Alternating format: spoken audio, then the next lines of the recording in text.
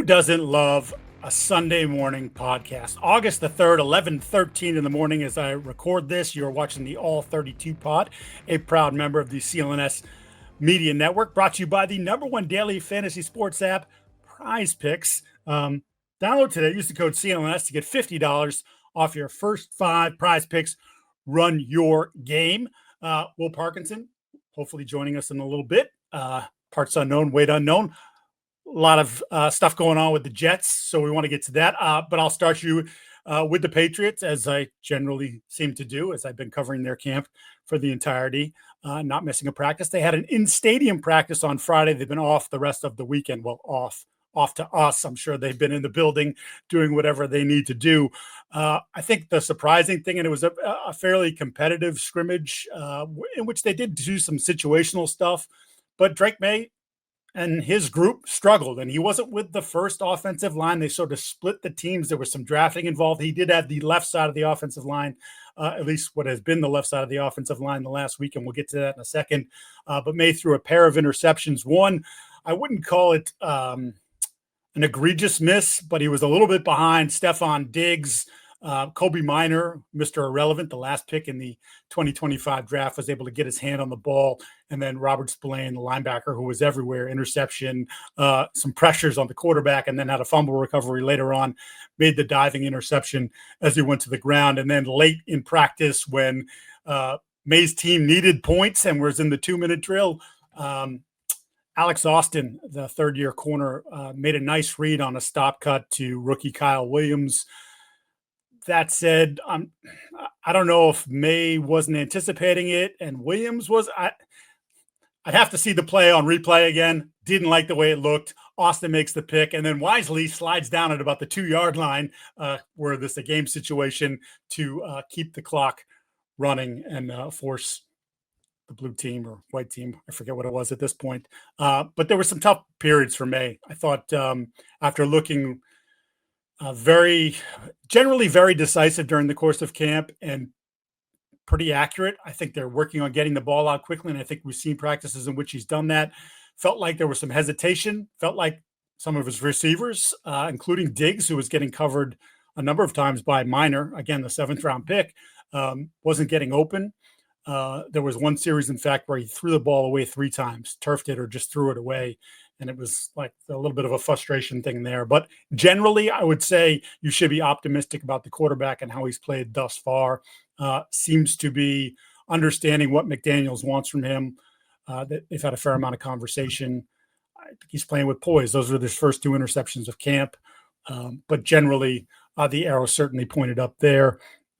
Diggs had a couple moments during the practice, and then, as I mentioned, Minor covered him up a few times. Still looks good. Still practice every single day. Still has that quickness, and you can see Maye leaning on him, especially to start every practice. It's almost like the first ball in team drill goes to Stephon Diggs. I don't know if that's by design or just he's getting open, or hey, let's just feed this guy because, well, this is what we brought him here for as an $18 million a year player. Paying him to be a number one, at least, mid-level number one at this point in his career. And thus far, you have to like that. I think Pop Douglas has been the best wide receiver to this point in camp, pretty consistent. He was relatively quiet in the in-stadium practice, but in general has been a consistent presence in team drills, and he's catching everything that comes his way. So that's certainly a good sign as he enters year 3. I'll hit you with another one. I mentioned Williams. Couple deep balls here in the last week or so where he and Maye have hooked up, and there have been a couple of attempts that it was a back shoulder that I think he probably could have had, didn't get.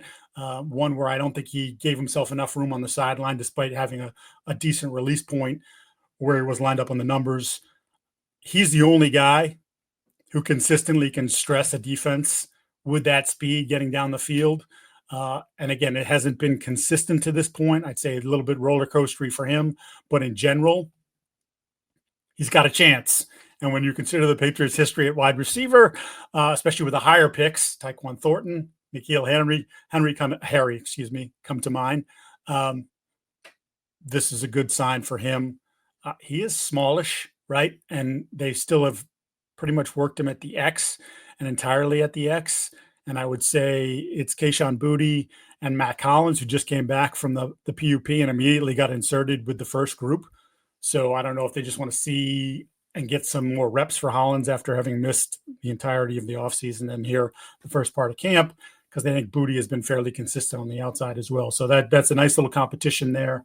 I'm not going to go so far as to say this room is dramatically improved, because I don't think it is, but it is definitely on track to be better than it was last year. Can it be the 18th to 22nd best receiver room in football? We'll see about some of the development of these players, and obviously Diggs' health, but everything from health-wise with Diggs is trending properly. I mentioned the left side of the offensive line. Will Campbell has been the everyday left tackle, the first-string left tackle since the day he walked into Foxborough. And I thought he had been fine until about midweek last week, had a rough practice. Caleb Chaisson, who has been arguably the best player for the Patriots in camp thus far, not only as a pass rusher, but also getting increased reps against the run and looking pretty good. Maybe in year 6, the former first-round pick is really coming into his own. Of course, had a great stretch at the end of the last year for Vegas, 4 sacks in the final 4 games. But beat Campbell twice, had him again on a third play in which Maye was pretty cognizant of what was happening around him, was able to sidestep the rush, but it was a difficult day. And I thought that sort of carried over into the practice on Friday night. Truman Jones, who was a second-year player from Harvard, who was one of the Patriots award winners, offseason award winners, and has really changed his body. He's kind of tanked up. He's a good athlete to begin with. He beat him twice. I don't know if we'd call them sacks because of the way Drake was moving around, but at least got Drake off his spot. And it's just something to watch, because I think Campbell has been an above average to good run blocker thus far when we've had them in full pads, and he's moving people and you can see the foot quickness. But as a pass blocker, he's having some issues, and I think that's probably fair. I don't necessarily think too many rookie left tackles come in and are immediately locked down on that side. And we know about some of the physical challenges that Campbell has. What has happened here is Jared Wilson has ascended to be the starting left guard. He's taken over for Cole Strange this week, and that's unique because it's very rare for teams to start a rookie left tackle and a rookie left guard. You usually want a veteran there. I asked Mike Vrabel very awkwardly, too many words, sometimes just get to the point, Giardi. I had about 17 different things I was trying to get in there before I just asked the question. Flag on me, just ask the question. But the answer was good, because even though I was kind of aiming for, well, is it just sort of the maturity of these guys? Vrabel just said, look, man, they've earned it. Like, Jared has earned the opportunity. The offensive staff loves him. He is incredibly athletic. He is strong at the point of attack and intelligence. I mean, center in college, but he had played guard as well. He's come here, has learned center, and has learned left guard, and has played some right guard as well. So initially I was thinking, at the very least, if he's not a starter, they're making him ready to be the number one sub off the bench for any of those 3 interior spots. But as his play ascended and maybe Cole Strange's leveled off, they felt like this was a move that they wanted to take a look at. And thus far, I think he's held up pretty well. Again, had some moments in the scrimmage. But they love him. And, you can get a little bit excited, I guess, about the long-term future if these 2 guys, in fact, can lock down that left side. Although I would, again, argue that having Wilson at center long-term would be the best plan, because it's just, to me, it's a more important position. And I think some of his athleticism there could really shine. David Andrews is a pretty good athlete, not the level of athlete that Jared Wilson is. And I think you're seeing some of that here in camp. So that's something to watch going forward. If there are any modifications made to that, I would say Strange dropping back and then getting some reps at center, maybe in an attempt to save him or give him an opportunity to find a spot. But if I had to do a 53 right now, I'd say Cole's probably headed for the waiver wire after, certainly a disappointing run with the Patriots, where between injury and obviously Bill Belichick overdrafting him, it hasn't gone quite according to plan. I mentioned Chaisson. Like, I got to tell you, he's only 26. That just happened. He just turned 26. So it's like, he too is much like I mentioned about Truman Jones. I remember seeing him as a rookie in Jacksonville, and he sort of changed his body. He came out as a first rounder, but he was raw and a little bit lean, and So the tools were there, but you didn't have the football experience. And he's been in a lot of places. I think this is his fourth team, and maybe he's finding a home. I do find it interesting. I think a lot of coaches work this way. Belichick was certainly this way, and Vrabel, we've seen it here with some of the guys that have moved up the chart during the course of OTAs and now particularly in training camp, that they keep giving him more reps, and I think he has handled his reps. So he's definitely going to be a part of that mix coming off the edge, whether that's just to be as a third down pass rusher or if that's going to be something beyond that. I don't know, but he's certainly made a case for himself. A couple other notes, still no Christian Gonzalez. Again, the report was with the hamstring that he should be ready for week one, that they're not concerned about that. But, hamstring to me is a little bit troublesome. He spent a lot of time working on his body. He's a little bit bigger. He's a little bit stronger this year. He talked about doing Pilates, hoping that would help the muscle factor. And then, of course, Carlton Davis, who we've seen basically for the 2 walkthroughs that they've had since his first day of practice. And otherwise, he's been sidelined and did not participate in Friday's practice as well. Vrabel talked about being maintenance early in camp. I don't think we're at maintenance at this point. Meanwhile, Christian Barmore, I think he's on a plan. Like some days he's in practice. He was in the scrimmage on Friday, and in fact had a really good pass rush against Mike Nwenu where he beat Nwenu to the outside. Thought he had the sack. Also thought he got held. Good to see that juice and that energy. But because when he has been out there in team, he's been a handful. I think Milton Williams maybe doesn't get his name talked about as much in terms of what he's doing in practice again, but I think he's been a problem as well. So those two guys are sort of feeding off each other on the interior, but the Patriots have spent time with Barmore, keeping him not out of the team practice part of it and over to the side, working on some individual stuff as they try to manage him coming back from, what was a lost season basically with the blood clots last year. Before we move on to some of the national stuff that I want to get to, a reminder that this program is brought to you by PrizePicks, and PrizePicks is awesome. And getting closer and closer to the football season, which means you really, if you're a fan, and obviously you're watching the All 32, you are a fan, you can get involved. One of the great things about it, I talk about it all the time, is the ability to cross sports. You've got women's basketball right now. You've got soccer. You've got baseball as we get down to the stretch run and the postseason. Roman Anthony, very nice. Already a very good player at his young age for you Red Sox fans. And for you who don't like the Red Sox, he's going to be a problem. So you just pick more or less on 2 players up to 6 to win 2,000 times your cash. So essentially comes down to, right, like, what do you want to do with the numbers, basically? Like, do you think Roman Anthony's going to hit a home run? You look at it more or less. Usually it's set at a half, and then you just take the more and combine it with something else, and there you go. So what you got to do is download the app today. Use the code CLNS to get 50 off your first $5. You don't even have to win with that first $5 to get your 50. Again, download the app. Use the code CLNS to get 50 off your first 5. PrizePicks, run your game.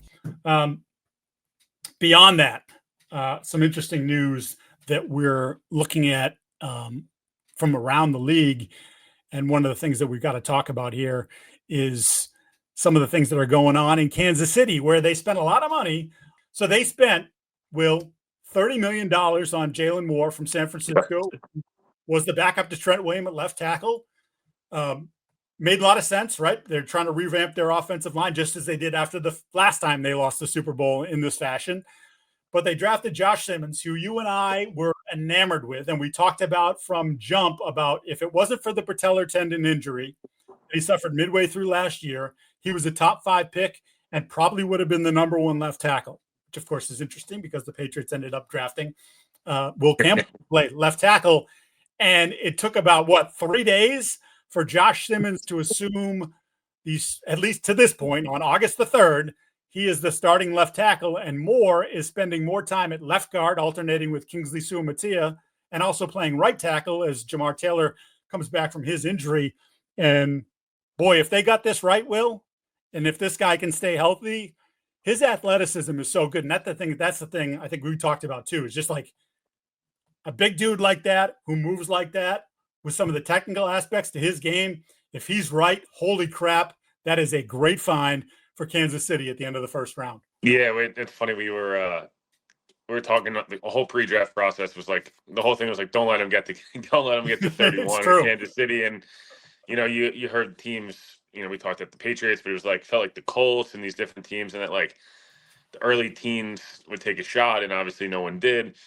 It's the injury. Was there some hey, getting motivated and things like that, but it was even if it doesn't pan out, it was a worthwhile risk. Like it's hard not for them. They needed help at left tackle. He was the best left tackle on the board and by quite a significant margin. And yeah, I think it should end up at least if he's going to be staying healthy. I think he needs to play in the preseason and different things like that, obviously. But he's off to a good start. Andy Reid's not putting you out there. Patrick Mahomes not having these guys out there if they don't trust him. So it's hard not to be excited at least a little bit about what he could potentially offer that offensive line. I heard a crazy stat last year that off the left tackle position, the number of pressures last year, the Kansas City Chiefs were second to last in the league, or allowed the second most pressures in the league. The only other team that was worse than them at left tackle last year, the New England Patriots. And so both teams could be looking to rookie first rounders to save them. Just staying with the Chiefs, a lot of buzz about Rashee Rice looking great. Now, obviously, there's going to be, we all assume there's going to be a suspension here. But as you look at their too deep depth chart, and Worthy is right now out with a concussion, and Hollywood Brown hurt again, although it doesn't seem to be major, but again, kept him out of practices. Grass is also green and water's wet, Mike. Yeah. So to me, there's a lot riding on Rashee Rice. And they thought he was going to be a top 10 receiver before he got hurt last year. You've got to balance the talent with obviously the off-field stuff, because there's been multiple things, including, the car crash that will lead to the suspension. That's probably going to be somewhere between 4 and 6 games, but they're going to need him if they want to be, they were right on the fringes last year. They were a top 10 offense, but probably they were the 10th offense. Yeah. And which is crazy to think when you have someone as good as Mahomes, but there's a lot riding on that kid, his development and his maturity. Yeah, 100%. I think, that room, it should be, at least the floor should be higher this year. Obviously with no Rice last year, obviously, again, it affects them because then you're going to, Juju's going to have to play a ton of reps. And it's like at this point, he's kind of a situational guy and he'll give you 25, 30 plays a game, but the knee obviously is not the same, the athleticism. So between Rice being back and a guy like Jalen Royals, by all accounts, having a nice start to camp, another guy we were like, oh, that makes sense. That was Yes, one of those things in the draft that made sense. And again, as this guy, more things never really panned out, in my opinion. And, Hollywood's always hurt. And again, maybe, he would offer you something. Worthy is a guy who I like, Worthy's game, but Rice really helps them tick, especially with so much of the screen game stuff and, the run after catch, and just a very reliable receiver. So if he's right post injury and post whatever is to come of the suspension, it's going to offer this offense should be at least a little bit more dynamic. Last year, it felt like a lot of having to do a lot of, smoke and mirrors to get you anywhere, and Mahomes being awesome. And it kind of caught up to him, obviously, during the Super Bowl. So, yeah, I like the idea of what Rice is going to bring you. I don't know what his ceiling is as a receiver at this point. I think, again, he just offers them a really high floor as an offense, which is really what they need when you have the highest of high ceiling quarterbacks. Yeah, for sure. And you mentioned the ability, the yards after catch. He was so much one of of the smoke screen stuff. They do a lot of these different things. It's like, it kind of was eliminated. It helped the offensive line a lot 2 years ago to be able to kind of not have to protect for 8 seconds with Patrick running around. Yeah, never advisable. Every once in a while, fine. Long term, you don't want to do that. Let's go to the Micah Parsons situation in Dallas. Look, we've been critical of the way Jerry handles these things, and he's done it, whether it was Zach Martin, Dak, CD last year. He likes to take these things down to the wire. I think they signed Dak literally a day before the season. Yeah, and it's like, that you got to do this. And this is another situation where it feels like, you've got to do this. I mean, I know you have we both do, about some of Micah's personality, the podcasting stuff, just win something, play ball, maybe spend less time doing that. And obviously there was some stuff between he and DeMarcus Lawrence this offseason about leadership, and Lawrence is kind of poking at him about, the podcast. So we talk about it. They were talking about it in Dallas. but I don't understand what the hell they're doing. And we had the conversation about the longer you wait, it's like the Trey Hendrickson thing, TJ Watt, the more money you cost yourself. They've cost themselves more money. He's probably aiming for something north of what Myles Garrett is making. I can't say that he doesn't deserve to get more than Myles Garrett is making, 26 years old, in the prime of his career, had played despite Jerry Jones knocking him for missing 6 games last year. First of all, Jerry, he missed 4. And those are the first 4 games he's missed as a Dallas Cowboy in 4 seasons. So 63 of 67, plus all the playoff games he's played in. But got to the point now where Micah says, I don't want to be a part of this team anymore. I don't want to be associated with them. I told Stephen Jones straight up, I want to trade. I'd love to have, by the way, heard the actual quotes in the conversation. I bet it was quite colorful. That said, Will, they're not going to trade him, are they? So I would have traded Micah a year ago. I've been very vocal about that. And you have been very adamant about that on the pod. Well, it's not that I don't think he's an amazing player. I just feel like Dallas needed so much, and it was like Micah's really good, but 25 years old, like, could you get 2 or 3 ones for him? And Dallas has traditionally drafted really well, and it's like, could we take those picks and instead of that money, we can spread it across multiple players? And like, again, I'm not saying it was the right strategy, but just like, hey, he's a little bit of a distraction at times, and he does wear down as the season goes on, generally speaking, because he plays a million miles an hour, and it's part of what makes him awesome. That said, if you're gonna pay him. Like, you know what I mean? This is how I felt about McLaurin. This is how I feel about some of these deals that were Hendrickson too. It's like, I get that Dallas probably doesn't want to pay Micah Parsons 4 years, $165 million. Like, yeah. I get it. I'm not, Mike, I'm not telling you that, they're wrong either.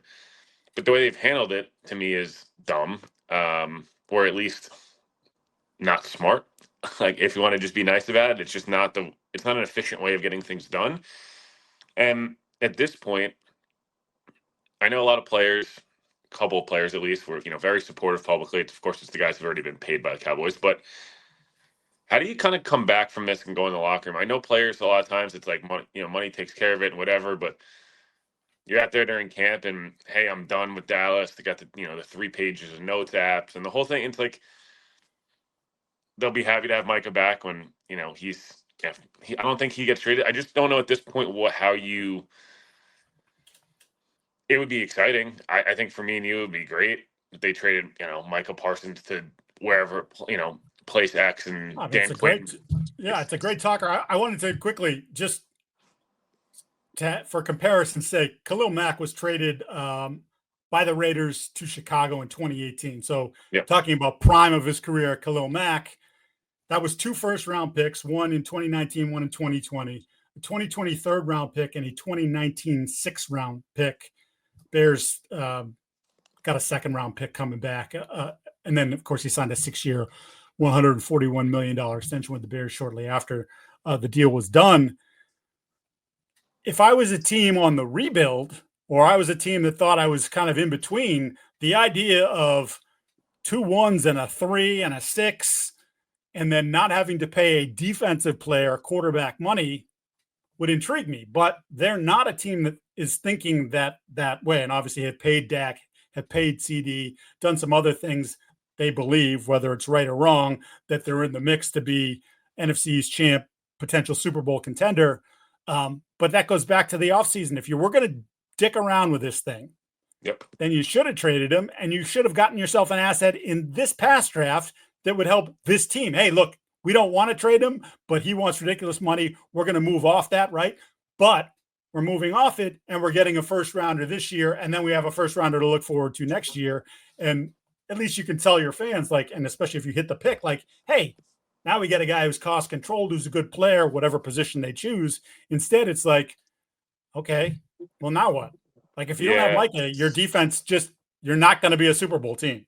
No, you're not. And their Cowboys are just in a weird spot. I think we talked about the Bengals and a couple other teams in this nature where the Cowboys are going for it, but they're not really going for it. And it's a little like they're paying some guys, but it's like such a ballooned roster of a ton of young guys that I think me and you actually really like. And, some of the offensive linemen and Smith and Guyton and these different guys they've brought in, I think, they did well in the draft this year. Like, there's a lot of things to like. CD, Dak, on defense, obviously Parsons, and, over Sean and some of these guys coming back. And like, there's things to like 100%, but Micah, they're the third or fourth best team in their own division.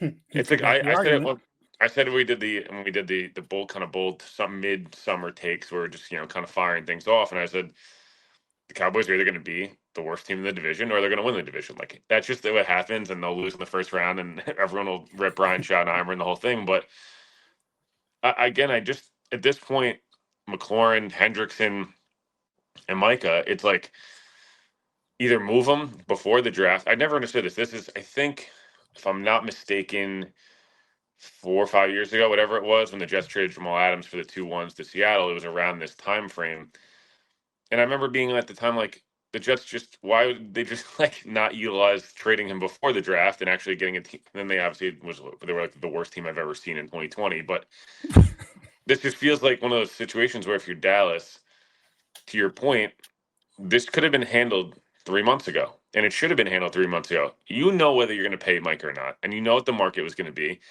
The second Myles Garrett got paid, the number went up. The second TJ Watt got paid, the number went up again. Like, what are you doing? And this is why, again, I'm not trying to give the Jets too much credit here because the Jets have their own issues, but like, that's why it was so important to get Garrett Wilson done, because now look at McLaurin. That's why it was so important for the Steelers to get DK done, because they knew this is what happens. The Jets didn't get Sauce done before. I mean, they got proactively Sauce done, but like Stingley kind of, you know, Houston kind of, that's just the way these things work. And I don't know what Jerry's expecting here. I think he likes the chase, if you will, of like Jerry likes to like basically date contract negotiations at this point, or whatever you want to call it. It's like he gets a thrill of down to the wire. He's like, well, I got the deal done. I don't get it, Mike. I just feel like it's very I don't know, it's weird. I wrote in my weekend notebook on Boston Sports Journal that it might be time for someone to take the keys away from Jerry. Some of the stuff that never mind the actions, but some of the stuff that he says, it's like, I understand where Parsons is coming from. Like, hey, the two sides, if you haven't read the backstory on it, Jones thought they had a deal or something close to a deal when he was talking directly to Micah in the offseason. Micah says, I thought we were just talking, throwing around some parameters, and that, hey, when you're ready to put this in writing, you got to call my guy, David Mugoletta, his agent. It's one of the biggest agents in the country. Like, of course, he's going to want to you have to go through the agent. That's the whole thing. Yeah, and Jerry's kind of like, oh, no, we got a deal. And they're like, no, we don't. And so he's not talking to Mugoletta. So, like, this thing literally is just like grown men having a pissing contest, but really it's an 82-year-old guy or 83 or whatever he is, just like he's pissed off. And he's like, I probably had a deal. Like, you're not supposed to do that. You're not supposed to. He has an agent. Don't circumvent it. And until it's dotted, the T's and I's and all that stuff and signed, you don't have a deal. So there's just a lot of mistrust there. And in the end, you're right. It's probably going to be 4 years, 160 million. And Giardi will be like, hey, see what I did? I'm the great negotiator. I pay the big bucks. And it's like, yeah, you pay the big bucks, but you piss off everybody in the process. And I don't know. I don't think it's real great for team building and that sort of thing. What do you think Mike McCarthy's thinking right now? He's probably like, does he have a scotch in his hand, just chuckling, watching tape? Yeah. Yeah. He's like, and somehow I won 7 games last year with Cooper Rush. Like, I don't know. Yeah. He did just fine. He didn't get paid a ton of money, but he got paid, millions. Got paid enough. He got paid enough that he's doing just fine where he's at right now. And he's probably pretty happy to have the year off. Before I get you to the Jets and we sign this thing off, I just wanted to go to Travis Hunter. It's obviously something we talked about quite a bit leading up to the process. And what Jacksonville has done with him in camp thus far is he's worked at both positions, wide receiver and corner, but he spent more time, estimates between 65 to 70% at wide receiver versus the 30% at cornerback. And I thought the explanation was great. It's just basically like Liam Cohen said, like, he's ready to go as a corner. Like, I throw him out here today. It's a game. I trust that he can cover whoever he has to cover. And I think everybody obviously understood that as a cornerback, that's his most developed position. He hadn't spent a lot of time on offense, played offense, but didn't spend a lot of time in the meeting rooms, was obviously spending the majority of his time in the meeting rooms in Colorado. And as the story goes, he would go out in the field on offense game day and they'd be like telling him what to do. Like, hey, you got to this or this, So There's a lot of refinement that's necessary at the receiver position, so it makes sense. But thus far, he's getting a good chunk of plays, and it seems like they're still full speed ahead with this thing. We'll see what it breaks down to when they actually get to the regular season, and if his body, which is a little bit slender, can handle it. But I sort of do like the approach, Will, because I still think, even though corner is his best position coming in, that he could be the best receiver in this draft when all said and done. Yeah, and look, I think we've talked a lot about, how this thing will get deployed on game day, and as you mentioned, like it kind of feels, we remember obviously, the Pats with Troy Brown, and and the Cowboys obviously with Dion, and well, Dion throughout his whole career, but obviously the Cowboys I felt like was where it was the receiver DB stuff played the most. It's a lot easier to be a full-time corner, in my opinion, and have packages as a receiver, and how many packages there are is obviously very much depends on the player. Like Travis is going to probably have more packages than what Dion and Troy Brown, vice versa did. But it's a lot easier to be you can't really just be a receiver and then hop in at corner. It doesn't really work like that. I think this is probably the smart move is get him up to speed during camp on offense, because come game day, he's going to play corner, and then they're going to use him as a receiver in different, moments. I don't think he's going to play 100% of the snaps. I think he's going to be a guy that 65% of the snaps. And a lot of times when they're in bigger personnel, try to kind of shield him and get him, blow when they can. He's an incredible athlete. I actually saw a tweet, Mike, I wanted to bring up that was we need to study Travis Hunter's body and lung capacity, down the line, just because it's so true that he's got an innate ability to not get tired ever, and it's actually genuinely really impressive. So I think he's going to be a really good receiver. I think he's more, especially early on, he just needs to be a 2. Like Brian Thomas is a legit bona fide 1, and that's part of what's going to make this thing fun. I am curious how it's going to look at corner. I think we're all assuming he's going to be awesome, and I think the Jags are assuming he's going to be awesome. I do think playing corner in the NFL is extremely difficult. It's extremely difficult. It was extremely difficult 30 years ago when you could basically, assault a receiver at the line. I just am curious. I almost think the receiver transition is going to be a little easier this year, and corner is he's going to make some plays. He's got unbelievable ball skills, but I do think there's going to be a couple times where it's ooh, got toasted a little bit there. And it's not that he's not a great player. I don't know. He's just going to be really interesting to watch. It's going to be a huge test case the way Ohtani and these other guys have been in other sports, where it's just want to see it. It's awesome. It's cool to watch. Yeah. So their defensive secondary is pretty experienced. So I wonder if that's part of it too, is hey, when he comes on the field, whoever is going to tell him hey, no, you got this, or we're doing they this. Quite a few assets, Mike. They're going to make everything possible needed to make sure this is successful. Yeah, I would say that some of those veteran defensive backs, hey, dude, you want to stick around? You better be good to this guy, and you better make sure you help us out in the process. All right, before we sign off, unload what you have on the Jets. I did see some numbers from Justin Fields that weren't all that encouraging the other day in practice. I know you were there. Fire away. Yeah, I would say I'll keep this one short and sweet, and we'll hit a little bit more on Monday as well. But long story short, Justin Fields has been up and down. And guess what, Mike? He's been up and down his whole career. I will say the difference in him in 11 on 11 versus 7 on 7 has been pretty stark, in my opinion. It's just what I've observed. 7 on 7, can't use your legs. Ball's got to come out right now. It's been okay. It's been up and down. There's been a little too much holding of the football and really waiting for that one. It's a lot of 5 wides, and it just 7 on 7 is different. That said, 11 on 11 I actually think looks pretty good.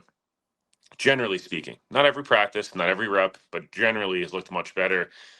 A lot of 2-man routes. With the offensive line looks fantastic. He's had a ton of time, so he's able to kind of hold the ball a little bit longer. And Justin's naturally going to do that because he's probably the best, if not the second or third best running quarterback in the league. When he's able to use his legs and feels free, Angstrom has talked a lot about play fast, fast feet, got to play fast. Tempo. I mean, Aaron Glenn, the Jets released a 7-minute video of Aaron Glenn mic'd up, and he must have said tempo 650 times. They're going to be a team that plays, I would expect some no huddle stuff. I'm going to expect a lot of almost college like, where it's like we're gonna get up to the line of scrimmage and like we're just gonna go. Should play into his hands. Overall, I think the secondary's been unbelievably good. I don't know if they were playing at such a high level right now that I thought they were a really good group coming into camp. It's been impressive. I like they're in 8 deep at corner. Like there's 3 or 4 corners on their team that'll get caught that'll be picked up immediately by other teams. They're really deep at running back. They're deep at offensive line. They're good and deep at offensive line. Everywhere else, it's if one of these guys gets hurt, it's like the Jets on the face of it, outside of quarterback, you feel pretty good. Like their roster's actually pretty decent. It's just if Garrett gets hurt, if Quincy gets hurt, if Will McDonald gets hurt or Quinnen, behind them, it's just a big question mark. So again, I like what I've seen in the competition. The Jets have gone live periods, I think 3 times this week, full 11-on-11 to the ground. They did a full like real scrimmage, like me and you did in college, where like you're going out and playing somebody and like you're really hitting, you're going to the ground, you're like, and I like that approach. And again, it was sloppy yesterday, but I'm glad it was sloppy in a sense. There's nothing that bothers me more than like the overreaction from fans of like, oh, the offense sucked today. It's like, well, the defense didn't suck. That's kind of the way. That's kind of the way it works. Both those units do need to be good. So, long story short, I think Fields has been up and down. He's had some really, really impressive days. Thought this week was the most up and down. Week 1, I felt like he was mostly up, and then this week was kind of full pads are on again. Live periods, like had a couple touchdowns yesterday. They were awesome. Had a couple of drops. Another, he just is one of those quarterbacks, Mike. He's almost so frustrating because it's like you see it and you're like, wow, like that is big arm, great kid, moving around, and this elite athlete. And there's other times like, dude, what was that? Like, what just happened there? So, long story short, like I said, it's been great competition. I've really liked the approach of this old school training camp of like full 11-on-11 live periods to the ground. Guys got hurt yesterday, but they were going to get hurt the second you start tackling anyways. Quincy Williams had a good quote, and I'll finish with this. He's like, how am I supposed to get ready to play if I don't do it? Like, if we're not sitting there doing it. And I really think it's going to be imperative of these teams going forward. And guys are going to get hurt, Mike, no matter what happens. I'd rather them get hurt now and be able to be back for week 1 than get hurt in week 1 and now 6 games are lost because a guy hadn't gotten tackled in 9 months. Right. Yeah, we talked about it, I think, on the last pod or a couple of pods ago about sort of have to callous the body. And that's sort of one of the things that's happened with the new CBA. Steve Wilkes did the most old school defensive coordinator answer. We asked him, we're like, hey, like, he's like, it's football, guys. It's football. Like, we tackle in football. Okay. He had no tolerance for the like injuries. Like, he goes, no. It's football. It's football. Yeah, I mean, Belichick used to say that all the time. And then you'd have like, Brady one time went out to practice with his shoelace untied, got his shoelace stepped on and tore his calf muscle and played through it because he's played through pretty much everything, right? But it was like, I mean, it can happen at any time. You can slip going down the stairs and that's it. That's what happens. So you might as well practice football and try to get better at it. He is Will Parkinson. I am Mike Giardi. For those of you listening to the show, we ask you to subscribe to the Patriots Press Pass YouTube channel where you can find our show and a lot of other great NFL content. Also, please make sure to turn on notifications so the instant a new video drops. Again, we will reconvene. This is a Sunday. We'll probably reconvene in a couple days and have another edition of the All 32 pod. But until then, we'll talk to you.